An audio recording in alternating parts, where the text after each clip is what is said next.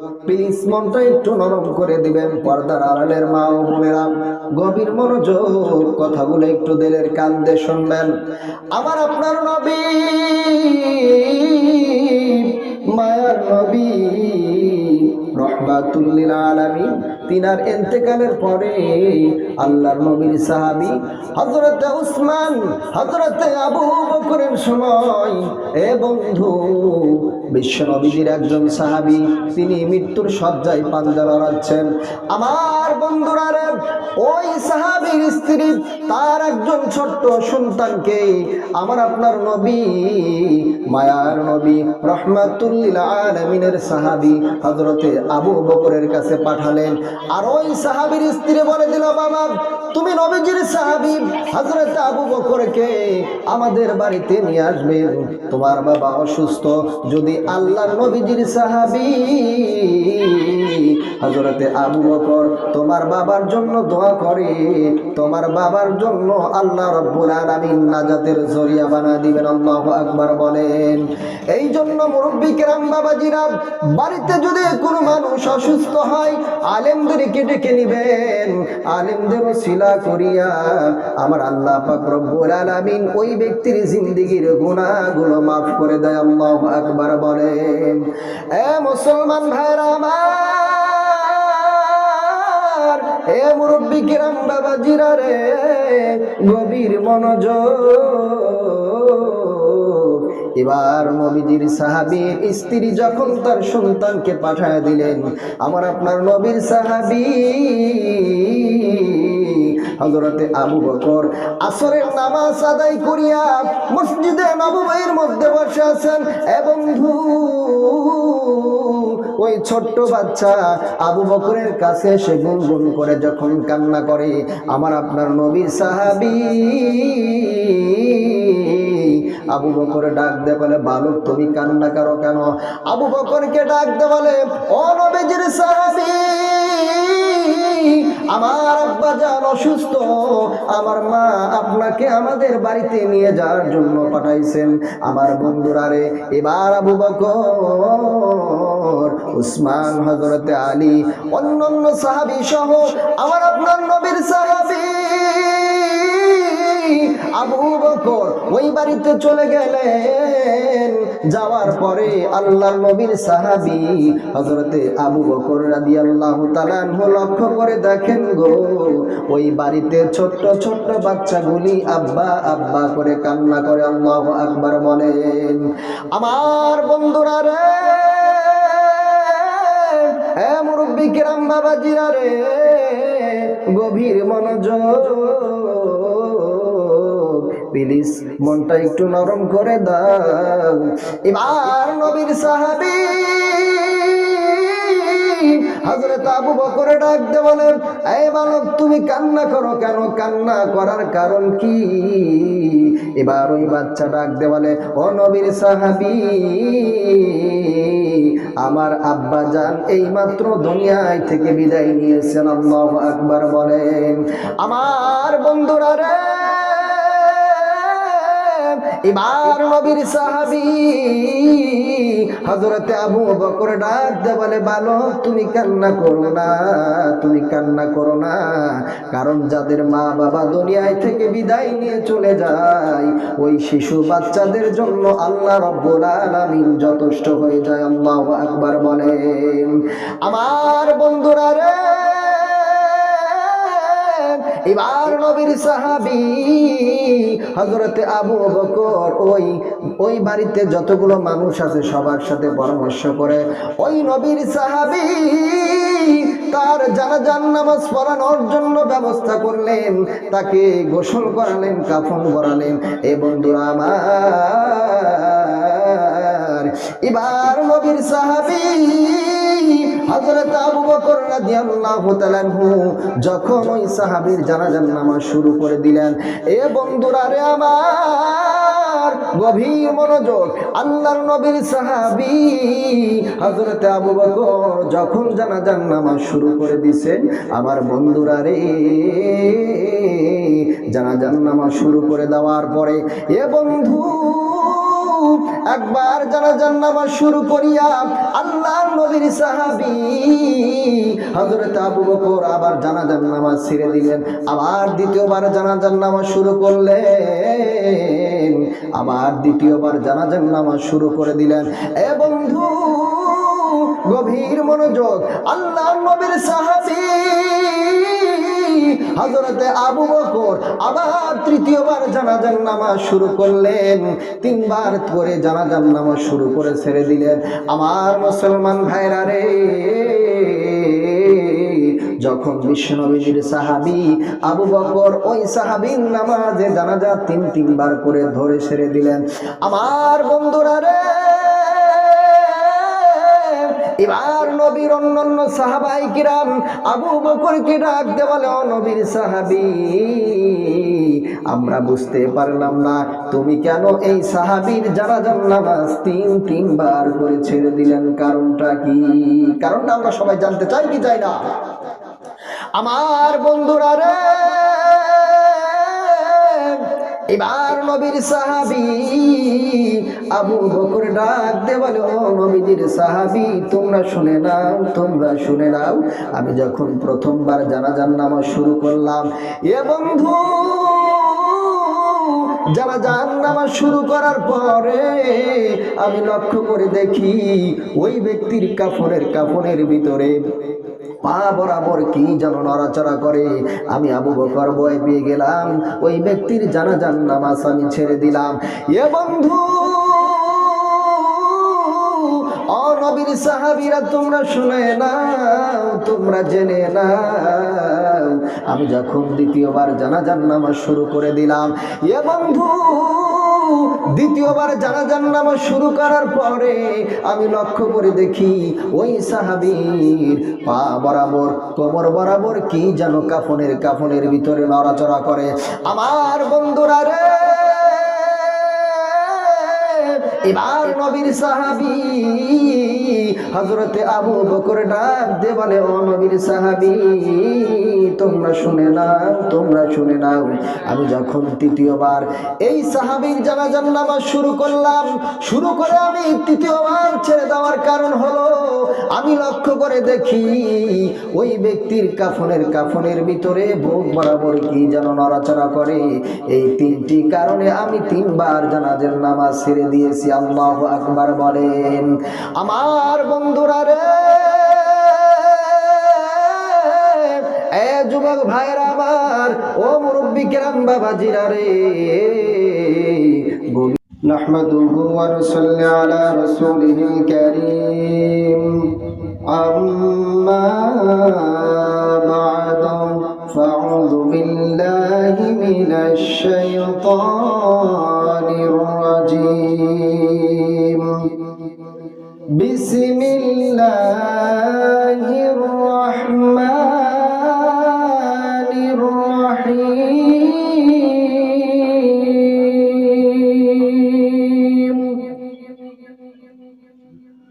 وَقَضَى رَبُّكَ أَلَّا تَعْبُدُوا إِلَّا إِيَّاهُ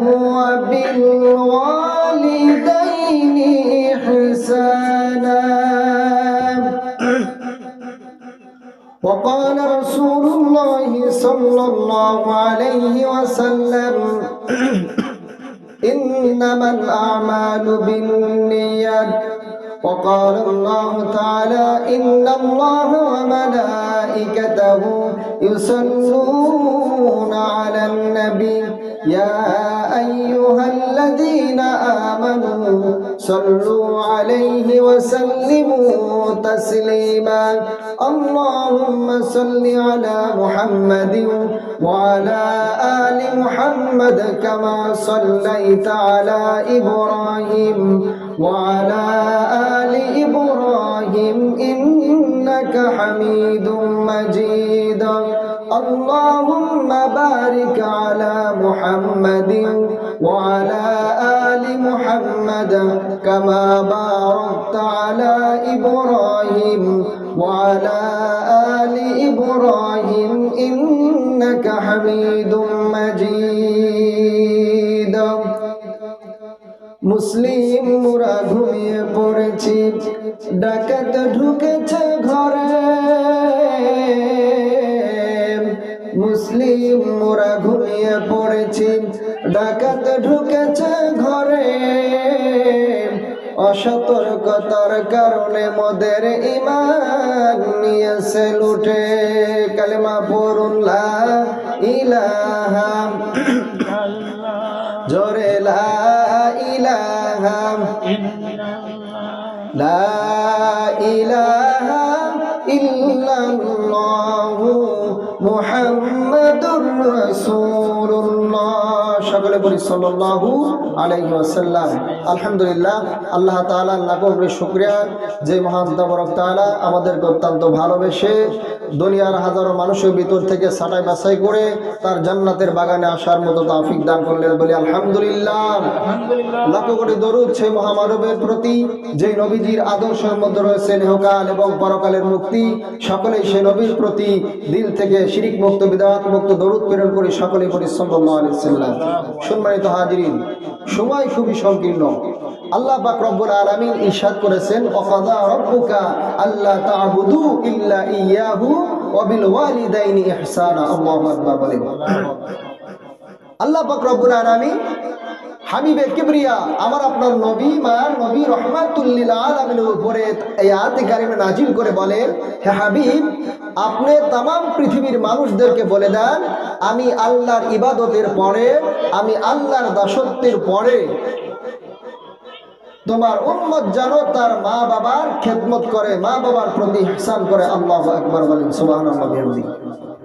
এটা আল্লাহ রাব্বুল আলামিনের পক্ষ থেকে চূড়ান্ত সিদ্ধান্ত। আল্লাহ বলেন যে আমার ইবাদতের পরে, আমার দাসত্বের পরে তোমরা তোমার পিতামাতার খেদমত করবে, পিতামাতার ইহসান করবেন। আল্লাহু আকবার বলেন। পিতামাতা যদি সন্তানের জন্য নেক দোয়া করে আল্লাহ সেটাও কবুল করেন, যদি পিতামাতা সন্তানের জন্য বদদোয়া করেন আল্লাহ সেটাও কবুল করেন। আল্লাহু আকবার বলেন। এজন্য প্রত্যেকটি মা বাবার উচিত কোনো কারণেই সন্তানের প্রতি নারাজ হয়ে সন্তানের প্রতি কখনোই বদদোয়া না করা। কারণ আপনি ভেবে করেন অথবা না ভেবে করেন, জেনে করুন অথবা না করুন, বুঝে করুন অথবা না করুন, রেগে করুন অথবা না করুন, কবুল করবেন কে? আরো যারা বলেন কে? আল্লাহ। বিভিন্ন সাহাবায়ে কিরাম থেকে বর্ণিত আছে, রাসূল কারীম সাল্লাল্লাহু আলাইহি সাল্লামের ইন্তেকালের পরে, আমার নবীজির জামানার পরে হযরতে আবু বকরের জামানার খিলাফতের সময়, আল্লাহ রাসূলের ইন্তেকালের পরে আবু বকরের জামানার সময় একটা ঘটনা। আমার বন্ধুরা, মুরব্বি কেরাম, বাবাজিরা, গভীর মনোযোগ, প্লিজ মনটা একটু নরম করে দিবেন। পর্দার আড়ালের মা ও বোনেরা গভীর মনোযোগ, কথাগুলো একটু দিলের কান দিয়ে শুনবেন। আমার আপনার নবী, মায়ার নবী রহমাতুল লিল আলামিন, তিনার ইন্তেকালের পরে আল্লাহর নবীর সাহাবী হযরতে উসমান, হযরতে আবু বকরের সময়, এ বন্ধু, বিশ্ব নবীজির একজন সাহাবী, তিনি মৃত্যুর শয্যায় পাঞ্জা লড়াচ্ছেন। আমার বন্ধুরা, ওই সাহাবীর স্ত্রী তার একজন ছোট্ট সন্তানকে আমার আপনার নবী, মায়ার নবী রহমাতুল লিল আলামিনের সাহাবী হযরতে আবু বকরের কাছে পাঠালেন। আর ওই সাহাবীর স্ত্রী বলে দিল, বাবা, তুমি নবীজির সাহাবী হযরতে আবু বকরকে আমাদের বাড়িতে নিয়ে আসবে, তোমার বাবা অসুস্থ। যদি আল্লাহর নবীজির সাহাবী হযরতে আবু বকর তোমার বাবার জন্য দোয়া করে, তোমার বাবার জন্য আল্লাহ রাব্বুল আলামিন নাজাতের জরিয়া বানা দিবেন। আল্লাহু আকবার বলেন। এই জন্য মুরব্বি কেরাম, বাবাজিরা, বাড়িতে যদি কোনো মানুষ অসুস্থ হয় আলেমদেরকে ডেকে নিবেন, আলেমদের ওসিলা করিয়া আমার আল্লাহ পাক রব্বুল আলামিন ওই ব্যক্তির জিন্দেগীর গুনাহগুলো মাফ করে দেয়। আল্লাহু আকবার বলেন। এ মুসলমান ভাইরা আমার, এ মুরব্বি কেরাম, বাবাজিরা রে, গভীর মনোযোগ, এবার নবীজির সাহাবীর স্ত্রী যখন তার সন্তানকে পাঠায় দিলেন, আমার আপনার নবীর সাহাবী হযরতে আবু বকর আসরের নামাজ আদায় করিয়া মসজিদে নববীর মধ্যে বসে আছেন। এবং ওই ছোট্ট বাচ্চা আবু বকরের কাছে এসে গুনগুন করে যখন কান্না করে, আমার আপনার নবীর সাহাবী আবু বকর ডাক দে বলে, বালক তুমি কান্না করো কেন? আবু বকরকে ডাক দে বলে, ও নবীজির সাহাবী, আমার আব্বা জান অসুস্থ, আমার মা আপনাকে আমাদের বাড়িতে নিয়ে যাওয়ার জন্য পাঠাইছেন। আমার বন্ধুরা রে, এবার আবু বকর, উসমান, হযরতে আলী, অন্যান্য সাহাবী সহ আমার আপনার নবীর সাহাবী আবু বকর ওই বাড়িতে চলে গেলেন। যাওয়ার পরে আল্লাহর নবীর সাহাবী হযরতে আবু বকর রাদিয়াল্লাহু তাআলা আনহু লক্ষ্য করে দেখেন গো, ওই বাড়িতে ছোট্ট ছোট্ট বাচ্চাগুলি আব্বা আব্বা করে কান্না করে। আল্লাহু আকবার বলেন। আমার বন্ধুরা রে,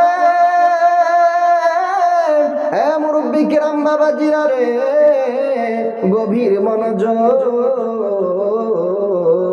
প্লিজ মনটা একটু নরম করে দাও। এবার নবীর সাহাবী হযরত আবু বকর ডাক দে বলেন, এই বালক তুমি কান্না করো কেন? কান্না করার কারণ কি? এবার ওই বাচ্চা ডাক দে বলে, ও নবীর সাহাবী, আমার আব্বা জান এইমাত্র দুনিয়ায় থেকে বিদায় নিয়েছেন। আল্লাহু আকবার বলেন। আমার বন্ধুরা রে, এবার নবীর সাহাবী হযরতে আবু বকর ডাক দে বলে, বালক তুমি কান্না করো না, তুমি কান্না করো না, কারণ যাদের মা বাবা দুনিয়ায় থেকে বিদায় নিয়ে চলে যায়, ওই শিশু বাচ্চাদের জন্য আল্লাহ রাব্বুল আলামিন যথেষ্ট হয়ে যায়। আল্লাহু আকবার বলেন। আমার বন্ধুরা রে, এবার নবীর সাহাবী হযরতে আবু বকর ওই বাড়িতে যতগুলো মানুষ আছে সবার সাথে পরামর্শ করে ওই নবীর সাহাবী তার জানাজার নামাজ পড়ানোর জন্য ব্যবস্থা করলেন, তাকে গোসল করালেন, কাফন পরালেন। এই বন্ধুরা আমার, এবার নবীর সাহাবী হযরত আবু বকর রাদিয়াল্লাহু তাআলা আনহু যখন ওই সাহাবীর জানাজার নামাজ শুরু করে দিলেন, এ বন্ধুরা রে আমার, গভীর মনোযোগ, আল্লাহর নবীর সাহাবী হযরত আবু বকর যখন জানাজার নামাজ শুরু করে দিয়েছেন, আমার বন্ধুরা রে, জানাজার নামাজ শুরু করে দেওয়ার পরে এ বন্ধু একবার জানাজার নামাজ শুরু করিয়া আল্লাহর নবীর সাহাবী হযরত আবু বকর আবার জানাজার নামাজ ছেড়ে দিলেন, আবার দ্বিতীয়বার জানাজার নামাজ শুরু করলেন, আবার দ্বিতীয়বার জানাজার নামাজ শুরু করে দিলেন। এ বন্ধু, গভীর মনোযোগ, আল্লাহর নবীর সাহাবী হযরতে আবু বকর আবার তৃতীয়বার জানাজার নামাজ শুরু করলেন, তিনবার করে জানাজার নামাজ শুরু করে ছেড়ে দিলেন। আমার মুসলমান ভাইরা রে, যখন বিশ্বনবীর সাহাবী আবু বকর ওই সাহাবীর নামাজে জানাজা তিনবার করে ধরে ছেড়ে দিলেন, আমার বন্ধুরা রে, এবার নবীর অন্যান্য সাহাবায়ে কিরাম আবু বকরকে ডাক দে বলে, ও নবীর সাহাবী, আমরা বুঝতে পারলাম না তুমি কেন এই সাহাবীর জানাজার নামাজ তিনবার করে ছেড়ে দিলেন, কারণটা কি? কারণটা আমরা সবাই জানতে চাই কি চাই না? আমার বন্ধুরা রে, এবার নবীর সাহাবী আবু বকর ডাক দে বলে, ও নবীজির সাহাবী, তোমরা শুনে নাও, আমি যখন প্রথমবার জানাজার নামাজ শুরু করলাম, এ বন্ধু,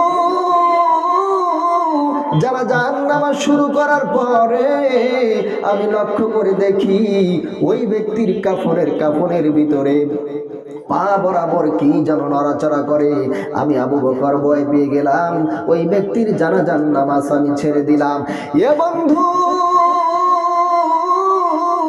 ও নবীর সাহাবীরা, তোমরা শুনে নাও, তোমরা জেনে নাও, আমি যখন দ্বিতীয়বার জানাজার নামাজ শুরু করে দিলাম, এ বন্ধু, দ্বিতীয়বার জানাজার নামাজ শুরু করার পরে আমি লক্ষ্য করে দেখি ওই সাহাবীর পা বরাবর, কোমর বরাবর কি যেন কাফনের ভিতরে নড়াচড়া করে।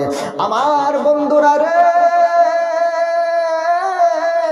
এবার নবীর সাহাবী হযরতে আবু বকর ডাক দিয়ে বলে, ও নবীর সাহাবী, তোমরা শুনে নাও, তোমরা শুনে নাও।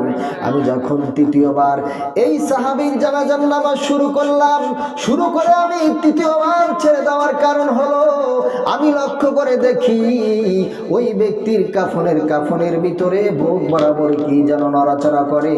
এই তিনটি কারণে আমি তিনবার জানাজার নামাজ ছেড়ে দিয়েছি। আল্লাহু আকবার বলেন। আমার বন্ধুরা রে, এ যুবক ভাইরা আমার, ও মুরব্বী কেরাম বাবাজিরা রে, গভীর মনোযোগ।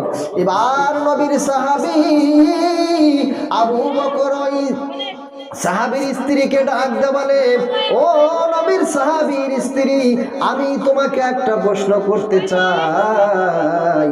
তোমাদের সংসারের জগতে যতদিন পর্যন্ত তোমাদের সংসার দুনিয়াতে ছিল, তোমার স্বামী কি কোনোদিন তোমার সাথে খারাপ আচরণ করেছে?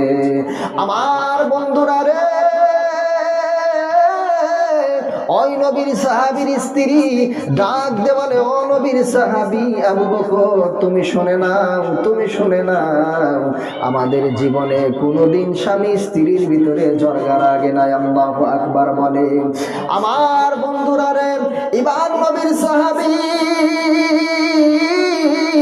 আবু বকর অঙ্ক মিলাইতে পারে না। এবার ওই সাহাবীর স্ত্রীকে ডাক দিয়ে বলে, ও রাসূলুল্লাহর সাহাবীর স্ত্রী, তুমি শুনে নাও, তুমি শুনে নাও, এই সাহাবীর মা বাবা কি দুনিয়ায় জীবিত আছে? ওই স্ত্রী ডাক দিয়ে বলে, ও নবীর সাহাবী আবু বকর, আমার স্বামীর মা বাবা দুনিয়াতে এখনো বেঁচে আছে। আল্লাহু আকবার বলেন। আমার আপনার নবীর সাহাবী আবু বকর যখন ওই সাহাবীর মাকে ডাক দিয়ে বলে, এই সাহাবীর মাকে যখন ডাক দিয়ে বলে যে তোমার সাথে কেমন আচরণ করেছে, সঙ্গে সঙ্গে ওই সাহাবীর মা কান্না করে দিয়েছে আর ডাক দিয়ে বলে, ও নবীর সাহাবী আবু বকর, আমার সন্তান বিশ্ব নবীজির পিছনে নামাজ আদায় করেছে, জিহাদের ময়দানে গিয়েছে, কিন্তু আমার সন্তান কোনদিন আমার সাথে ভালো আচরণ করে নাই, খারাপ আচরণ করেছে। আমার আপনার নবীর সাহাবী হযরত আবু বকর ডাক দিয়ে বলে, মা, আপনার সন্তান আপনার সাথে খারাপ আচরণ করার কারণে ওই ব্যক্তির আজকে এই দশা হয়ে গেছে। আল্লাহু আকবার বলেন। আমার বন্ধুরা রে, এবার নবীর সাহাবী আবু বকর ডাক দিয়ে বলে, অন্য সাহাবী ডাক দিয়ে বলে, আপনি যদি অনুমতি দেন তাহলে আমরা ওই কাফন খুলে দেখবো, ওই কাফনের মধ্যে কি নড়াচড়া করে। এ বন্ধু, আমার আপনার নবীর সাহাবী হযরত আবু বকর যখন অনুমতি দিলেন, কাফনটা খুলে দেখেন ওই ব্যক্তির বুকের উপরে বড় একটা বিষধর সাপ বসে আছে। আল্লাহু আকবার বলেন। ওই সাপ ডাক দিয়ে বলে, ও নবীর সাহাবী, আমি আল্লাহ রাব্বুল আলামিনের হুকুমে এখানে এসেছি, আমার মতো আরো 99টা সাপ ওই কবরের মধ্যে অপেক্ষা করতেছে, যতক্ষণ পর্যন্ত এই সাহাবীর মা তাকে মাফ না করবে ততক্ষণ পর্যন্ত আমি এখান থেকে যাব না। আল্লাহু আকবার বলেন। এই জন্য সম্মানিত হাজিরিন, মা বাবা যদি সন্তানের জন্য দোয়া করে আল্লাহ সেটাও কবুল করেন, যদি বদদোয়া করেন আল্লাহ সেটাও কবুল করেন। কারণ আল্লাহ বলেছেন আমার পক্ষ থেকে চূড়ান্ত সিদ্ধান্ত হয়ে গেছে, আমি আল্লাহর ইবাদত ছাড়া অন্য কারো ইবাদত করা যাবে না। আমি আল্লাহর ইবাদত করার পরে তোমরা তোমার পিতামাতার খেদমত করো, ইহসান করো। এই জন্য সম্মানিত হাজিরিন, আমরা মা বাবার খেদমত করব। আল্লাহ পাক রব্বুল আলামিন সেই তৌফিক আমাদের দান করুন। সকলে বলে